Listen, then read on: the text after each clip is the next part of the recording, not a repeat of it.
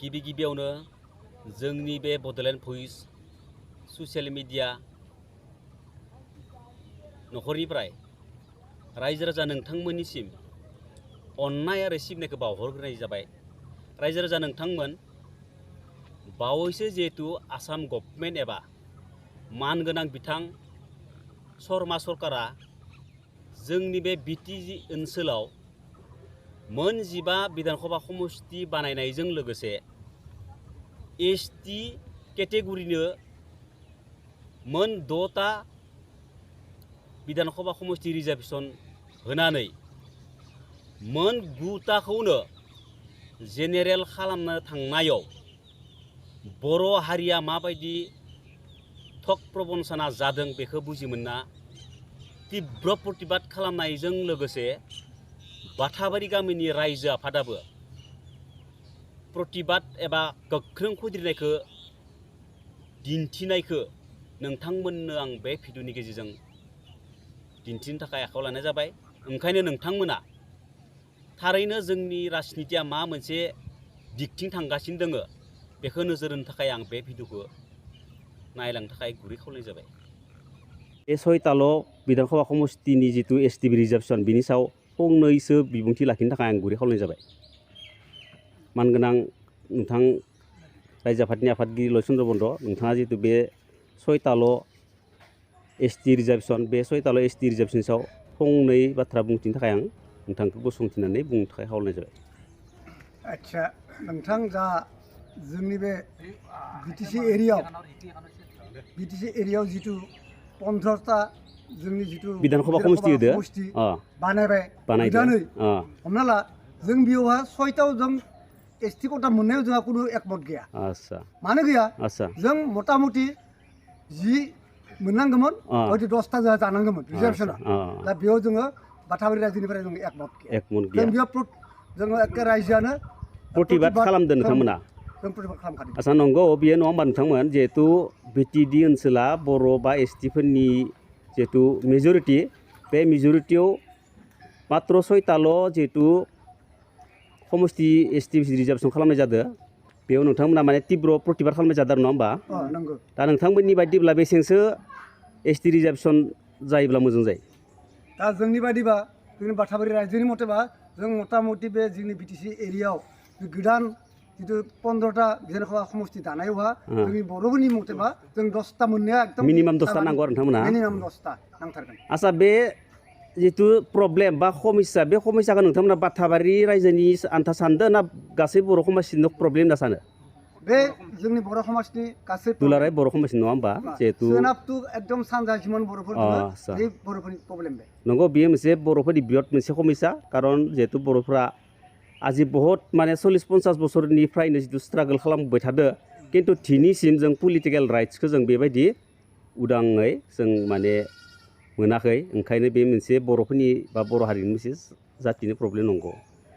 दा बे जियानो जाथों, जों माने बेखौ रायजो राजानि सिगाङाव जों प्रतिबाद जनायदों नङा होमबा?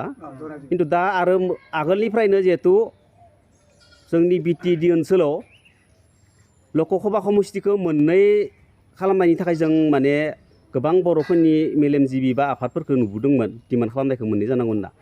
दा बे मोननै जायालासिनो क'क्राझारनि अनगायै जोंनि जितु उदालगुरिबो मोनसे खालामनो थिनदोंमोन, बे उदालगुरिखौ खालामालासिनो जोंखौ बे बिटिडि ओनसोलनिफ्रायनो जिहेतु दरं समष्टियाव आरो मोनबा 6टा समष्टिखौ नारनानै हरदो। बेयाव आरो माबाफोर गोजोननाय दङ ना माबाफोर बुंलांदों?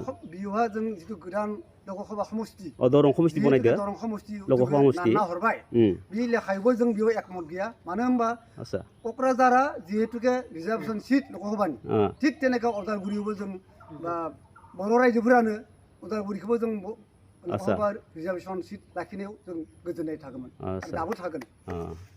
नंगौ।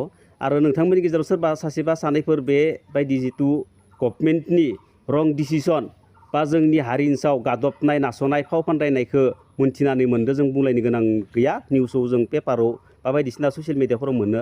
बेनि सोमोन्दै जास्ट बिथां जोंनि बाथाबारि गामिनो आरो नेहाथारि बिथां मनिराम बसुमतारीखौ फंनै बिबुंथि होयोब्ला मोजां जागोन होनना आं सानो। आंनि बायदिब्ला दा रिजार्भेसन 6टा खालामनायाव गोजोननाय गैया आदसा मानो होनबा जोंनि बे